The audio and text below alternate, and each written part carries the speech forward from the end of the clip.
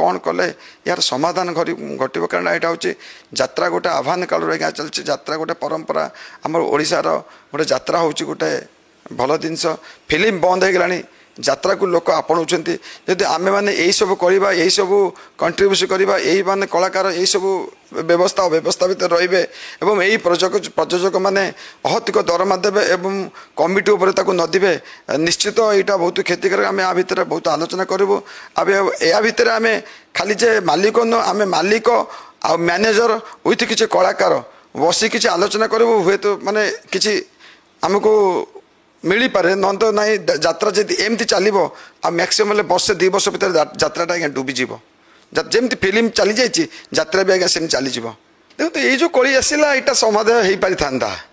ये कली एत आसी न था ये कली जदि दुई जन भितर जेहतु टंका दबा दबा भितर 2 जन थे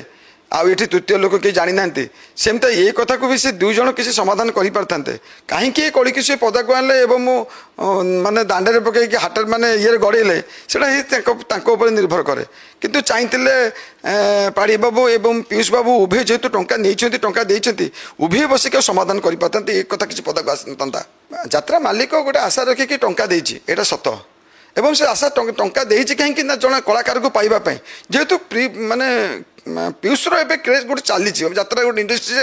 गोटे क्रेज चली भल आक्टिंग करुँच से आशा करके आम कह पाड़ी बाबू भूल आम टाटा जो रेट दरमा बढ़ी ये केते रेट थिला से अहतिक दरमा बढ़ी जो अहतिक दरमा बढ़ी मनीष को क्या लोभ ना टाँचा नापी